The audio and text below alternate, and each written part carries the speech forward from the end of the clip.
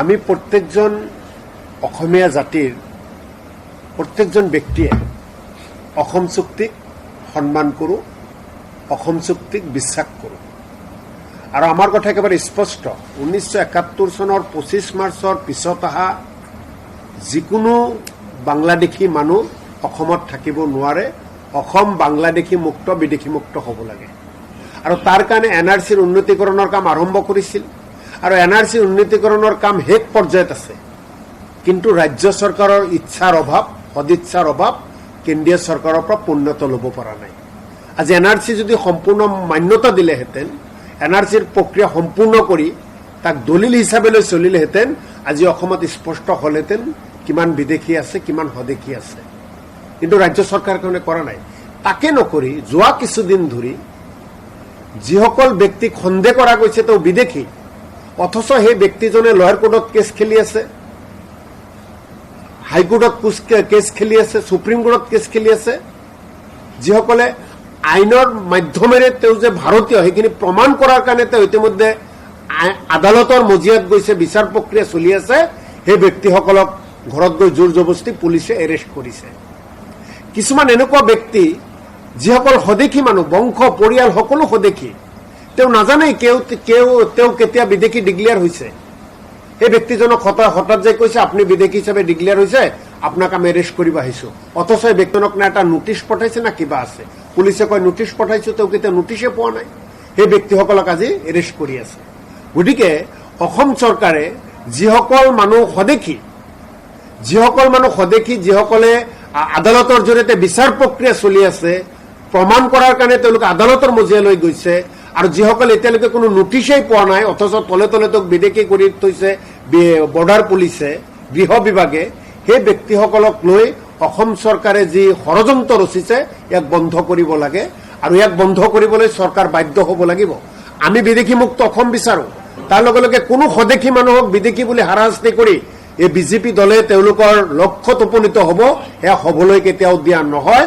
আৰু সেইকাৰণে চৰকাৰৰ প্ৰতি আহ্বান জনাইছো, আপোনালোকে স্বদেশী মানুহক অত্যাচাৰ বন্ধ কৰক, বিদেশী। গতিকে মুখ্যমন্ত্ৰী ডাঙৰীয়াক আমি আবেদন কৰিছো যে অসম চুক্তিৰ ভিত্তিত 1971 চনৰ 25 মাৰ্চৰ পিছত অহা লোকসকল যি প্ৰক্ৰিয়াৰ মাজেদি তেওঁলোকক ইয়াৰ পৰা বাংলাদেশলৈ পঠিয়াব লাগে, সেইটোত আমাৰ আপত্তি নাই, আমি সহায় কৰিম। কিন্তু তাৰে আলম লৈ তেওঁৰ নিজৰ বিভিন্ন ব্যৰ্থতা ঢাকিবৰ কাৰণে যিদৰে ডাইভাৰ্ট কৰি এক অৰাজকতাৰ সৃষ্টি কৰিছে, এই দুখীয়া মানুহবিলাকক যিদৰে হাহাকাৰ সৃষ্টি হৈছে, ঘৰত থাকিব নোৱাৰা এটা অৱস্থা হৈছে, সেই কথাবিলাকক আমি নিন্দা কৰিছোঁ, গৰিহণা দিছোঁ। আৰু মুখ্যমন্ত্ৰী ডাঙৰীয়াক এই কথাবিলাকৰ পৰা আঁতৰি থাকিবৰ কাৰণে আজি আমি তেখেতক অনুৰোধ কৰিছোঁ যে ৰাজনীতি কৰক। তেওঁ ৰাজনীতি যিবিলাক কথা ৰাইজক দিছিল, সেই কথাবিলাক তেওঁলোকে বাস্তৱত পৰিণত কৰক, আমাৰ আপত্তি নাই। কিন্তু দুখীয়া মানুহৰ জীৱনক লৈ এনেদৰে হেতালি খেলাটো আমি ধিক্কাৰ দিছোঁ, গৰিহণা দিছোঁ। আৰু এই গোটেই অত্যাচাৰটো তৎকালীনভাৱে বন্ধ হোৱাৰ কাৰণে আমি তেখেতক দাবী জনাইছোঁ। চাৰ্কুলাৰখন আপোনালোকে চাৰ্কুলাৰ এখন দিয়া বুলি কৈছে যে কিহৰ ভিত্তিত এতিয়া হঠাৎ আমাৰ NRC প্ৰক্ৰিয়াটো আমাৰ প্ৰায় শেষ অৱস্থাত আছে। NRC প্ৰক্ৰিয়াত যিসকল মানুহে আপোনাৰ নাম অন্তৰ্ভুক্ত হ'ল, সেই লোকসকলৰো দুই একক তেনেদৰে অত্যাচাৰ কৰা বুলি কৈছে। মানুহ ক্লিয়াৰ নহয়। তাৰপিছতে আকৌ আপোনাৰ এই NRCৰ বাদ পৰা 19 লাখ মানুহৰ কথাটো মই স্পষ্টকৈ কৰিলোঁ। অসমৰ ক্ষেত্ৰত গোটেই প্ৰক্ৰিয়াটো সুকীয়া। অন্ততঃ গভৰ্ণমেণ্টখনে, ষ্টেট গভৰ্ণমেণ্টে ক'ব লাগিছিল যে অসমৰ ক্ষেত্ৰত আমাৰ সুকীয়া ব্যৱস্থা আছে। অসম চুক্তি যিসকলে মানা নাছিল তেওঁলোকো মানিবলৈ বাধ্য, কাৰণ এইটো এতিয়া সুপ্ৰিম কোৰ্টৰ মোহৰ লাগিছে। অসম চুক্তি ভিত্তিত ইয়াৰ পৰা বিদেশী বিতৰণ কৰাত আমাৰ কোনো আপত্তি নাই।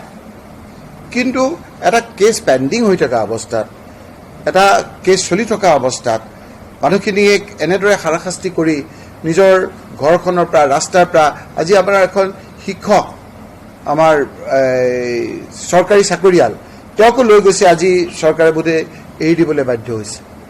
গতিকে এনেধৰণৰ অৰাজকতাৰ যিটো সৃষ্টি কৰিছে, সেইটো তৎকালীনভাৱে বন্ধ কৰিবৰ কাৰণে মুখ্যমন্ত্ৰী ডাঙৰীয়াক আমি দাবী কৰিছোঁ।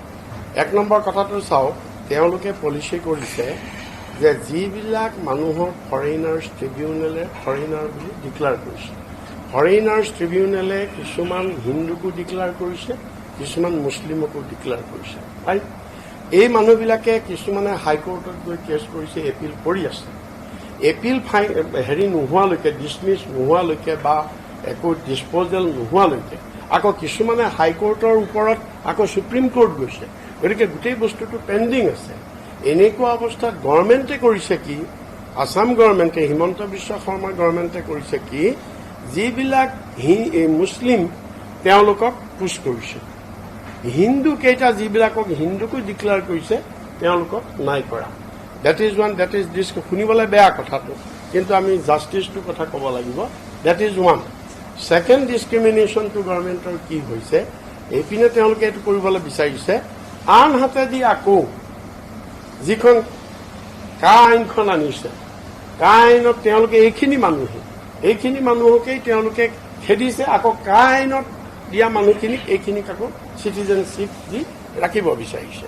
গতিকে এইটো গভৰ্ণমেণ্টৰ এটা কমপ্লিটলি কণ্ট্ৰাডিকশ্যন নিজৰে আছে। পলিচি গভৰ্ণমেণ্টৰ ক্লিয়াৰ নাইকিয়া। গতিকে এইবিলাক ক্লিয়াৰ নোহোৱাকৈ এই কামবিলাক কৰিব নালাগে, পলিটিকেল পলাৰাইজেশ্যনত কৰিব নালাগে। আৰু জাষ্টিছটো আমি কোৱা নাই যে যাক কোৰ্টে অৱশেষত কোৰ্টে যাক আদেশ দিব, ডিক্লেয়াৰ কৰিব, আমি কেতিয়াও তেওঁলোকৰ পক্ষত নাই। কিন্তু আমি কৈছোঁ জাষ্টিছটো সকলোৰে কাৰণে মেইনটেইন হ'ব লাগে।